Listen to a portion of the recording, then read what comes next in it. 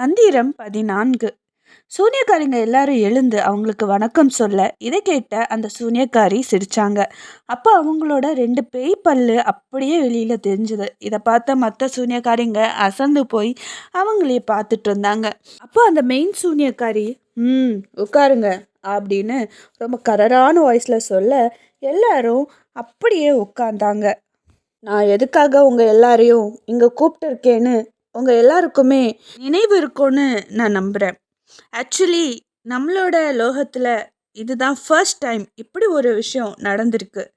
அது என்ன அப்படின்னா, உங்க எல்லாருக்குமே தெரியும், நட்சத்திரங்கள் ரொம்ப முக்கியமான ஒரு 3 நட்சத்திரங்கள் உதிச்சிச்சு.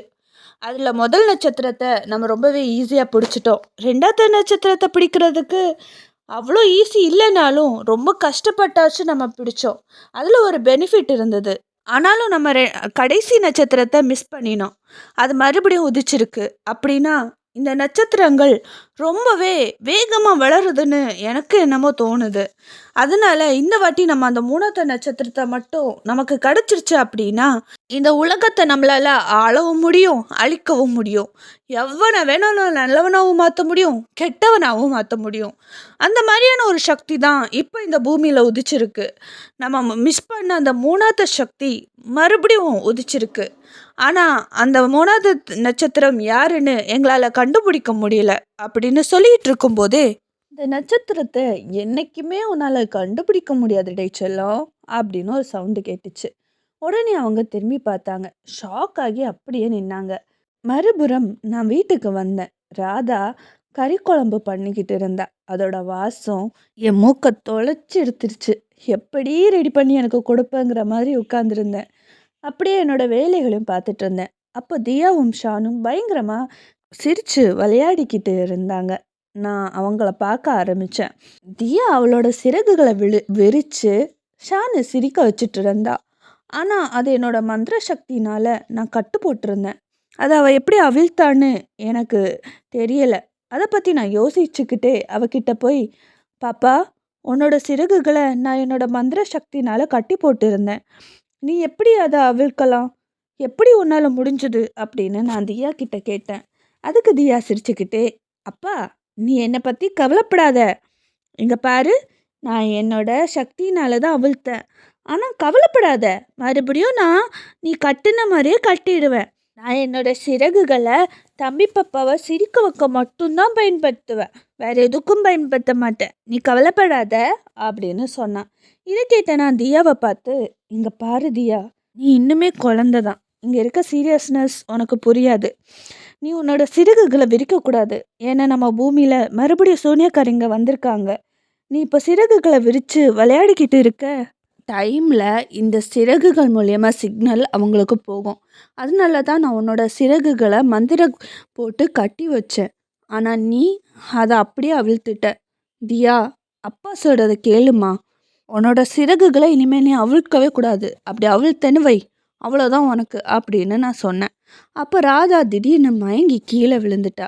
என்னன்னு பார்த்தா அம்மா பயங்கரமாக கத்த ஆரம்பிச்சிட்டாங்க. அம்மா ஏன் கத்துறாங்கன்னு நானும் பயந்துடி போய் உள்ளே போய் பார்த்தா அங்கே ராதா மயங்கி கீழே கிடந்தா. நான் அதை பார்த்து ரொம்பவே பயந்து பதறி போயிட்டேன். நான் அவளை தூக்கிக்கிட்டு ஹாஸ்பிட்டல் போனேன். மறுபுறம் தேவதைகள் எல்லாரும் தேவதை மயானத்தில் உட்கார்ந்துருந்தாங்க. எல்லாரும் ராணி தேவதைக்காக காத்திருந்தாங்க. அப்போ ராணி தேவதையும் இளவரசி பொம்மியும் கை கோர்த்துக்கிட்டு பறந்து வந்தாங்க. வந்து அந்த நடுவில் வந்து நின்னாங்க. அவங்கள பார்த்து உடனே எல்லா தேவதைகளும் எழுந்து ஒரே டைமில், வணங்குகிறோம் மகாராணி, வணங்குகிறோம் இளவரசி அப்படின்னு சொல்ல, ராணி அவங்கள பார்த்து சிரிச்சுக்கிட்டே, அவங்க எல்லாரையும் நான் இங்கே வரவேற்கிறேன் அப்படின்னு சொன்னாங்க. அதுக்கப்புறமா எல்லாரும் அவங்க இடத்துல உட்காந்தாங்க. இங்கே நான் எல்லாரையும் கூப்பிட்டதுக்கு காரணம் என்னென்னா, நம்மளோட இளவரசி பொம்மி இப்போது 24 வயசை எட்டிட்டா. அதனால் நம்ம தேவதை லோகத்தோட விதிமுறைகள் படி இப்போது அவளுக்கு ட்ரைனிங் முடிஞ்சு பூலோகத்துக்கு அனுப்ப போகிறோம் அப்படின்னு சொன்னாங்க. இதை கேட்ட மற்ற தேவதைகள் எல்லாரும் ரொம்பவே சோகமாக இருக்க நேரம், பல் தேவதை மட்டும் ரொம்பவே சந்தோஷமாக, அப்பாடா, இந்த தேவதை லோகத்துலேருந்து இம்சை போகுது அப்படின்னு சொன்னாங்க.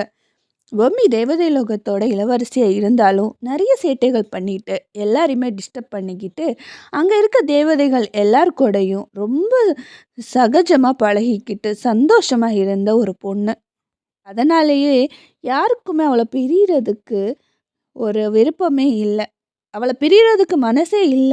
ஆனாலும் மத்த தேவதைகள் அடிக்கடி பூலோகத்துக்கு போயிட்டு போயிட்டு வாரதுனால, அடிக்கடி அவள சந்திச்சிருக்கலாம் அப்படின்னு சொல்லி, தன்னோட மனச தானே அப்படியே ஒருநிலைப்படுத்திக்கிட்டாங்க. ஆனா பல் தேவதை மட்டும், "அப்பாடா! இந்த இம்சை இந்த தேவதை லோகத்த விட்டு போகுது. இனி நம்ம நிம்மதியா இருக்கலாம். ஆனா இந்த பூலோகத்துக்கு போய் இது என்னலாம் வேலை காட்டப் போகுதுன்னு தெரியலையே! கடவுளுக்கே துணை" அப்படின்னு அவங்க யோசிச்சுக்கிட்டு இருந்தாங்க. மறுபுறம் ராதா ஹாஸ்பிட்டல் பெட்ல மயக்கத்துல இருந்தா. நான் பக்கத்துல பயங்கர டென்ஷனா உட்காந்துருந்தேன். இப்போ புதுசா வந்திருக்க பிரச்சனையை எப்படி சமாளிக்கிறதுன்னு எனக்கு தெரியல. இது வரைக்கும் ஒண்ணுக்கு தான் சக்தி இருக்கு. எப்படியாவது சமாளிச்சிடலான்னு நினைச்ச எனக்கு பெரிய இடையா அடுத்த ஒன்றும் சக்தியோட பிறந்துடுச்சு. இந்த 2யும் சமாளிக்கிறதுக்கே நான் ரொம்பவே கஷ்டப்பட்டேன். இனி அடுத்ததுக்கு சக்தி இருந்தா நான் என்ன பண்ணுவேன்? அப்படின்னு யோசிக்க ஆரம்பிச்சேன். ஆமா, ராதா இப்போ பிரெக்னென்ட்டா இருக்கா. ஒருவேளை இந்த குழந்தைக்கும் சக்தியோட பொறந்துச்சு அப்படின்னா, அதுக்கு மிகப்பெரிய ஆபத்து வர்றதுக்கு வாய்ப்பு இருக்கு. ஒருவேளை அதுக்கு சக்திகள் இல்ல அப்படின்னாலும், ஒரு மிஸ் அண்டர்ஸ்டாண்டிங்ல அதுக்கு ஆபத்து வர வாய்ப்பு இருக்கு. இப்போ நான் என்ன பண்றது? அப்படின்னு பயங்கரமா யோசிச்சுக்கிட்டு இருந்தேன்.